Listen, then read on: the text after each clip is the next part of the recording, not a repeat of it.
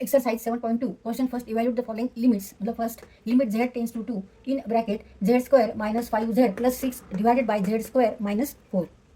तर इथे आपल्याला हा क्वेश्चन सॉल्व्ह करण्यासाठी फॅक्टरायझेशन मेथडनी आपल्याला हा क्वेश्चन सॉल्व्ह करायचा आहे. तर पहिल्यांदा आपण फॅक्टर पाडायचे न्यूमरेटरचे आणि डिनॉमिनेटरचे, अंशाचे आणि छेदाचे. अंशस्थानी झेड वर्ग वजा 5z अधिक 6 आहे आणि छेदस्थानी झेड वर्ग वजा 4 आहे.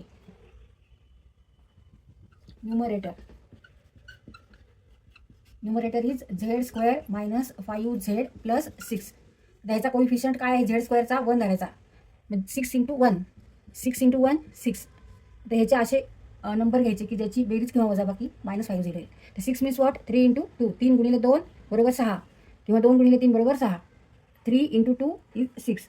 आता मिडल टर्म आपण कशी लिहिणार आहोत? -5z is middle term, -3z -2z. He term आपल्याला ह्या पद्धतीने लिहायची. तर कारण काय? तर आपल्याला फॅक्टर पाडायचे त्याचे, म्हणून आपण असं करतोय.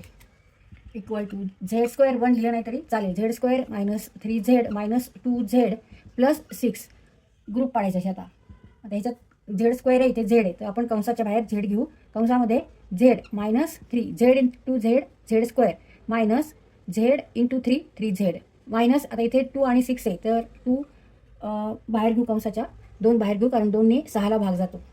मग झेड इथं साईन कोणती घेणार आपण? आता मायनस घ्यायची, कारण आपण कंसाच्या बाहेर मायनस आहे. मग मायनस मायनस प्लस, ऋण ऋण धन, आणि इथे काय लिहिणार?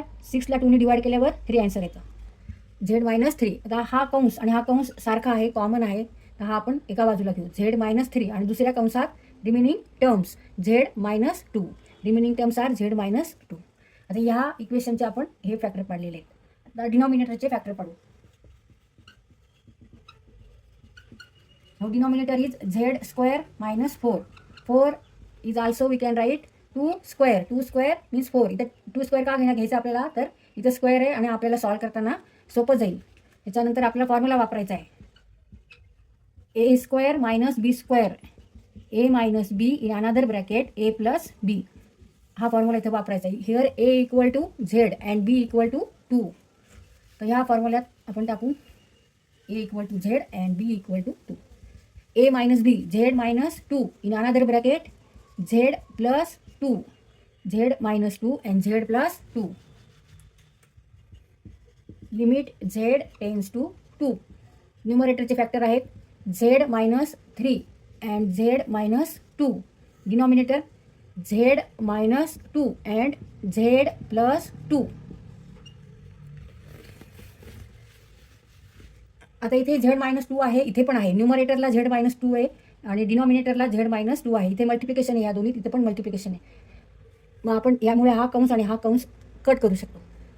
आणि इथं काय लिहायचं? Reason as Z tends to 2 Z -2 is not equal to 0.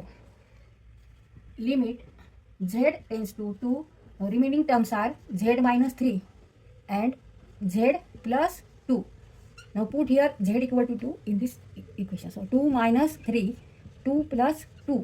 2 minus 3, 2 minus 3 means -1. -1 divided by 2 plus 2, 4. Means -1/4 or -1/4. Answer is negative or -1/4.